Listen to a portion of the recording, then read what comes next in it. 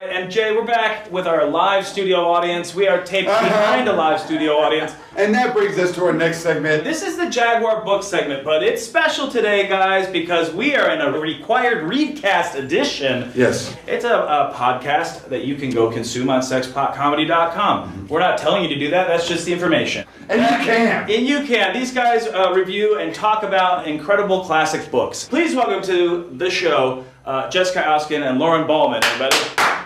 Well, guys, you guys have required readcast. 100%. We've already got, what, 7 episodes that we've done? Yeah, and what I like is we're not really asking you to read anything new. Like, don't get a new book. We're asking you to think about the books they made you read in, like, high school and elementary school. Like where the red fern grows type of situation. We haven't gotten there yet. Okay. I have a hard time with that book. The dogs, they die, Jay. The dogs, they die. It's like if I died, Jay would just dig a hole with his hindquarters and get in next to me. And then a red Very fern sad. would grow over your sad sack. That would be nice. Yeah.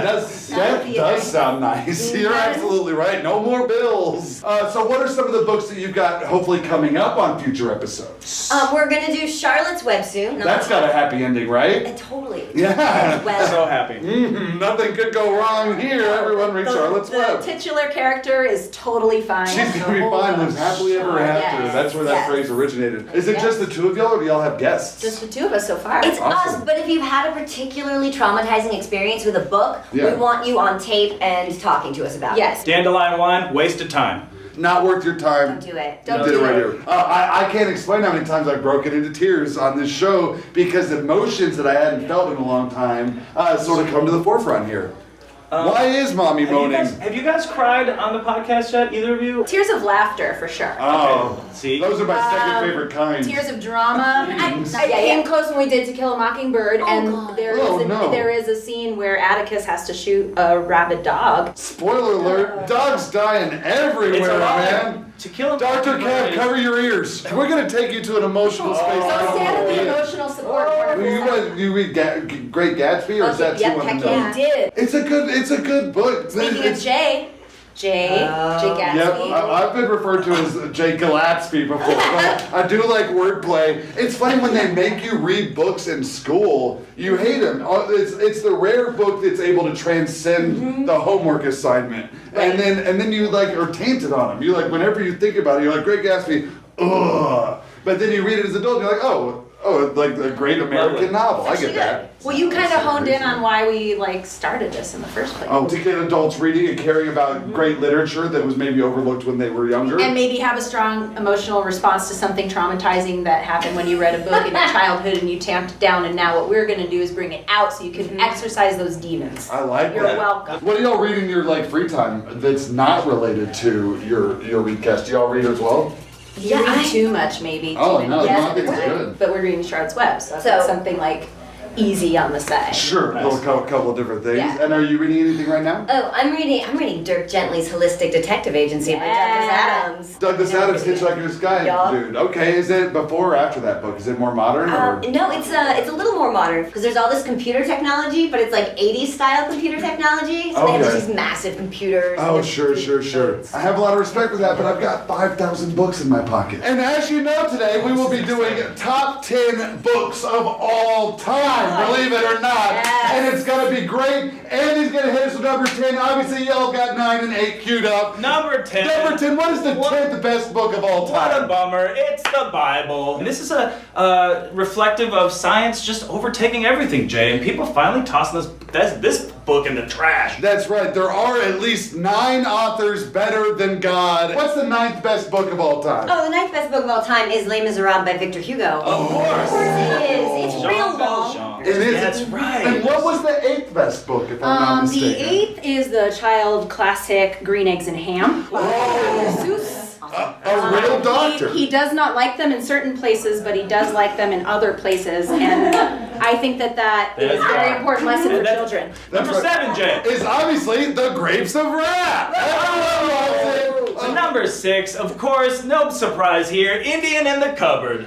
Who doesn't love that childhood classic? Number 5, it's the Dummy's Guide to Online Marketing. Oh, yes. You need to know these things, and if you don't read it, you're not going to be able to market yourself accurately in this day. Oh, what a disaster. That book got me through a lot of hard times, and not just when I was Go a from kid. start up to stand out. And number 4, I think, is obvious. That's Babysitter's Club issue number 33, Stacy's Secret. That is when we find out a lot about diabetes. Number 3 is the book Fight Club by Chuck Palahniuk. Yeah. Harvey Weinstein. You are not beautiful. Not surprising here, guys. It's a visit from Jane Austen, Little Women. Just eking out. It was a toss-up between Jane Austen and some of Chuck Palahniuk's work, and she just barely. Now you let always him say to out. yourself, Jane Austen didn't write Little Women. Yeah. Exactly. Number 1, and everyone's been waiting to hear A lot of this. pressure, Jess. It's a lot of pressure, and I'm up to the task. The number 1 book is The Sound and the Fury by a guy who wrote it. What? Find us on Twitter and Instagram at REQ Readcast. And are we on the Facebook? We are on the Facebook. Oh my gosh, every platform. And Jessica Sexpot. and Lauren, thank you so much for Thank being here. you. Everyone go listen to Required Readcast. Thanks, Bye guys. Read a book. Thank you so much. That's how I look at life, man. There's only one time racism really irritated me. It's only once, you know. I remember it was right before I moved here, and went to my buddy's place, and his house was a wreck, trashed. You know, there's Dixie and Solo cups everywhere. You know, there was people passed out in his bushes. You know, there was a keg and a folding table in his backyard swimming pool. You know, and I walked up to him and I was like, yo, man, what happened here last night? And he was like, dude, he's a white guy. Dude, epic, man. We had an epic pool party here last night, man. We had everything. We had women, weed, alcohol. It was catered. We had a DJ. It was like Project X in here last night. It was the best night of my life. I was like, man, I didn't have a gig last night. I could have came to this. Why didn't you invite me, man? He was like, oh, dude, you're black. We figured you couldn't swim. Why would you want to come to a pool party? And it hurt. It hurt real bad. Because he was right. I can't swim. You know what I'm saying? And I think that's why stereotypes hurt so much. Because every now and then, they are right about you. You know? Now, don't get me wrong. I laugh off the dumb black stereotypes. You know, you know all black people steal. Whoa. Well, you don't know any black people, man. Get to know us, brother. We're not that bad, man. Well, you know all black people are violent. Whoa. You watch the news too much. Get to know us, man. We're not that bad, man. I promise you. Well, you know all black people love watermelon. Wait a minute now, all right? That watermelon is delicious, okay? And I don't need you generalizing my people and putting us in a box like this, man. I swear to God, you keep it up, I'm gonna knock you out and take your shoes. I swear to God. All right, that was stupid. That was a stupid joke. It makes me giggle. It makes me giggle every time. I remember I was doing a show in Rock Hill, South Carolina. Very true story. And it was weird. And I know a lot of y'all, after I finish the story, will be wondering, man, why wasn't that the racial moment that bugged you? I'll get to it, I promise you. But I was doing a show in Rock Hill, South Carolina, and this man, white man, called me the N-word 35 to 40 times, easily. And I'm not even sugarcoating it. I might be undercutting him a little bit. It was rapid. It came all the time. But it was weird because he liked me. Like, he was calling me the N-word while looking for money to buy my DVDs and T-shirts. And luckily, for the TV, since we can't cuss, I honestly don't use the N-word on or off stage. I honestly don't. But to get y'all to understand the gravity of how many times he called me this, I'm gonna replace the N-word with dude.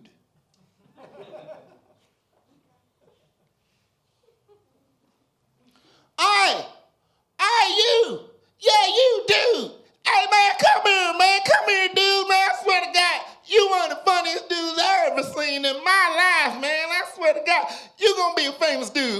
day, man. Matter of fact, hey Earl, did you say you wanted to buy this dude's DVD? Is it a DVD or CD? A DVD? Didn't you say you wanted to buy this dude's DVD? I swear to God, this gonna be a rich dude one day, man. Matter of fact, hey baby, take a picture with me and this dude real quick, man. Take a picture with me.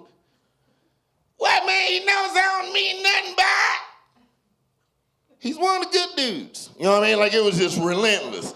Over and over. And he was saying it with a hard D-E, if you feel me. But then he ended up giving me $200. Because he bought 10 of my DVDs for his friends and family. And I took that money, shook his hand and said, thank you. Thank you so much. And as he walked away, I stood there looking at that $200 like, oh man, I just priced calling me dude. And it's $200. So I figured because of the higher cost of living here in Denver, I'm bubbled up to $450. You know what I'm saying? And I don't care if you're racist. I'll take anybody money. You know what I'm saying? I'm just trying to pass the savings to you guys. You know?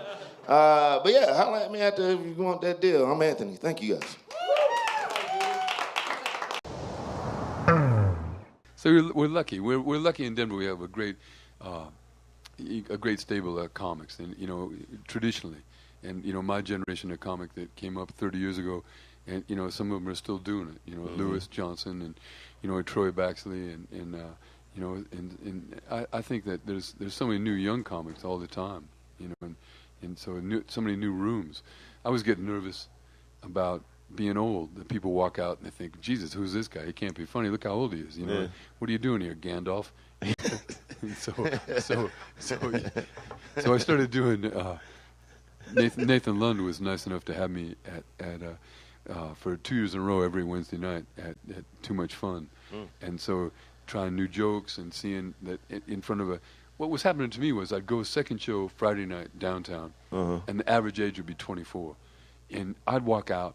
And I could hear their sphincters close, because I did the same thing. When I was young and go into comedy and you see these old guys and you go, Jesus, what's this guy? Grandpa's bag broke.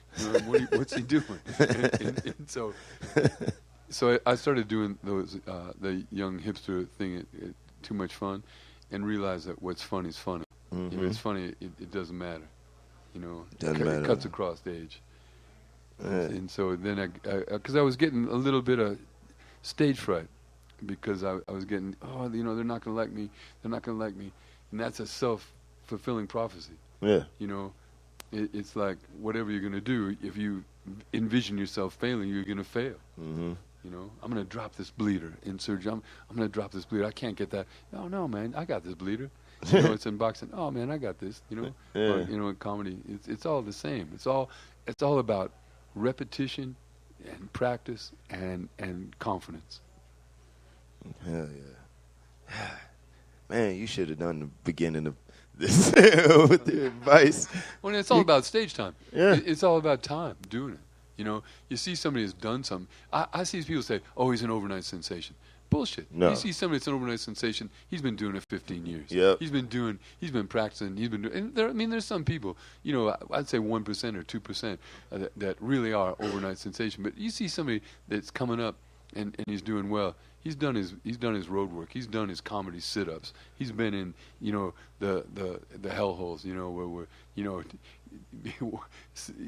a restaurant where the waitress is going in front of you or behind you all the time telling you jokes, or you're in some place where the woman in the front row goes, do you have any more ketchup? Look, I'm not your waiter, I'm telling you jokes.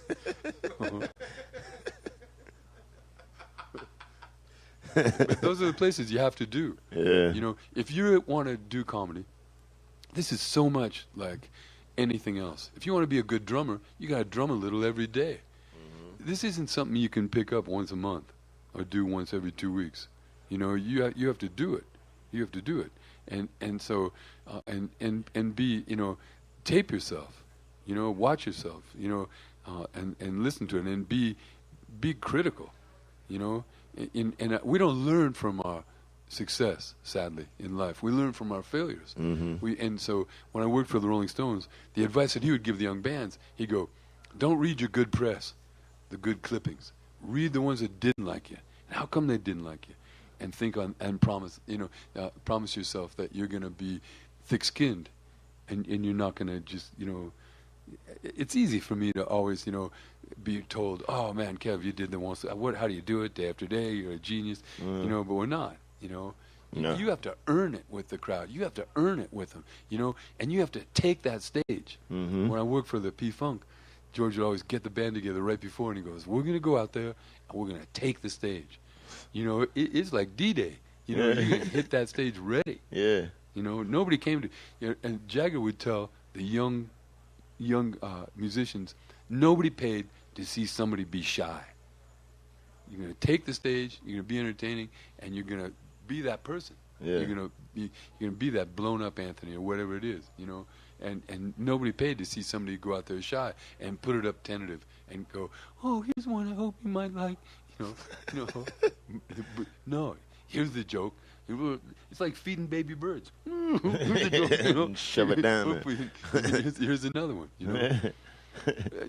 Sometimes when I see people, I think, my advice to young comics would be, you've seen them a couple of times, and they got some good jokes. Mm-hmm.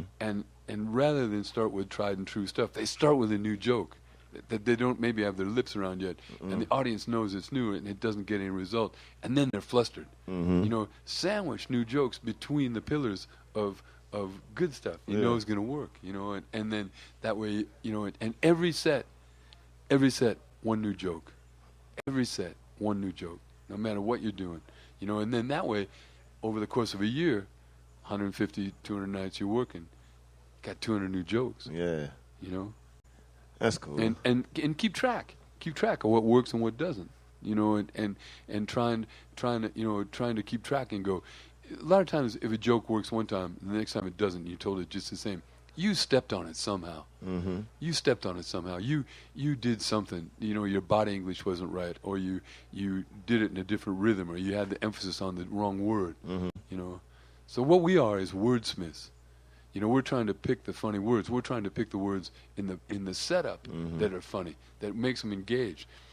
One of the mistakes I see is that people have a funny punchline, but there's 26 sentences of build-up. Yeah. So the people, the best is to at least have funny words or something that's humorous in the setup, and then the punch is good, because otherwise you've lost them. Yeah. People don't know why they lose audiences. They lose it because you let them lose it. You can't lose them. Grab them by the throat and shake them like a dog. that's what your job is. Yeah. I'm here to make you laugh, and this is funny. I think it's funny. Boom. And if somebody's not laughing, you worry so much about the one person. Play to the room. Yeah. Play to the room, There's and so don't many play to other the people. comics. Don't play to the comics. Play to the audience. Too much time, I see our friends try and make our other friends laugh. They're trying to make the comics laugh. They're playing to the comics in the room. Point to the back of the house. They didn't pay anything to come in there. Pay to the people that paid. Yeah. Pay. Work for the people. Yeah, she's an old lady, but she paid to go in there. Yeah. Yeah, she did. God bless her. With the young crowds, the young comics that come out and the crowd is small and they're pissed. You can't be pissed at the people that showed up. They showed up. At least they're there. Yeah, you got to see this place when it's open. Yeah. Have a lot of fun. This is Dr. Kevin Fitzgerald.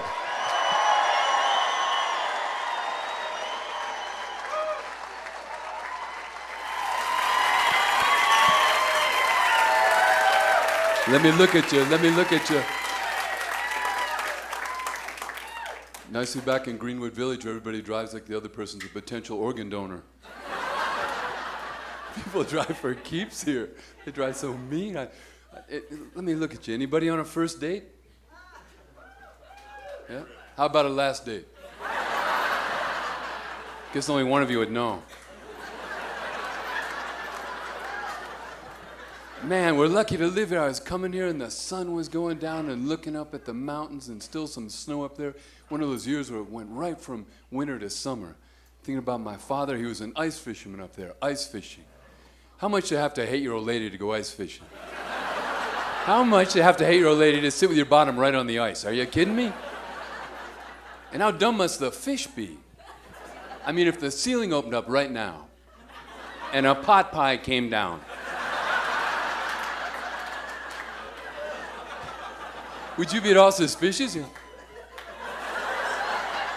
Honey, did we order a pizza?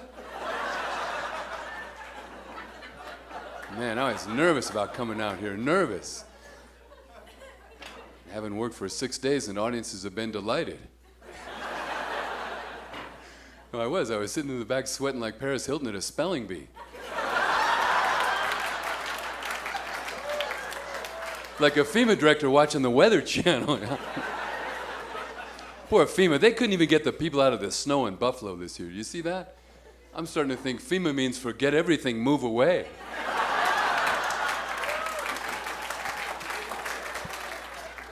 The Japanese grammar school all-stars classic team here this week competing against the Denver Public School grammar school all-stars. Japanese children beat our kids in math, beat us in science, scored higher in American history, and they beat us in English grammar. We kicked their butt in Nintendo. These are southern humpbacks on the way to Antarctica. Look at the power there. Everybody's underside on the flukes. All right, look at that. Boom. It's like a fingerprint you can identify them by. Now, they've got 2 blowholes and they make a V-shaped blow. Nobody knows exactly why they breach and jump. Maybe to knock off barnacles or parasites. Maybe to signal to other whales with their body. Maybe just to do it. Who wouldn't love to be that big and do a cannonball? I like to think that they do it just for the fun of it. Even in that wild, cold ocean. Here comes one coming up. These animals were hunted almost to extinction and have been coming back. This one, boom, splash. Imagine an animal that size getting all the way out of the water like that. The force and the power.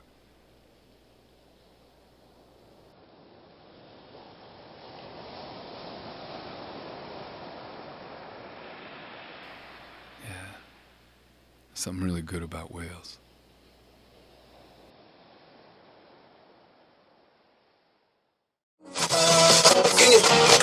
This is a Sexpot comedy production.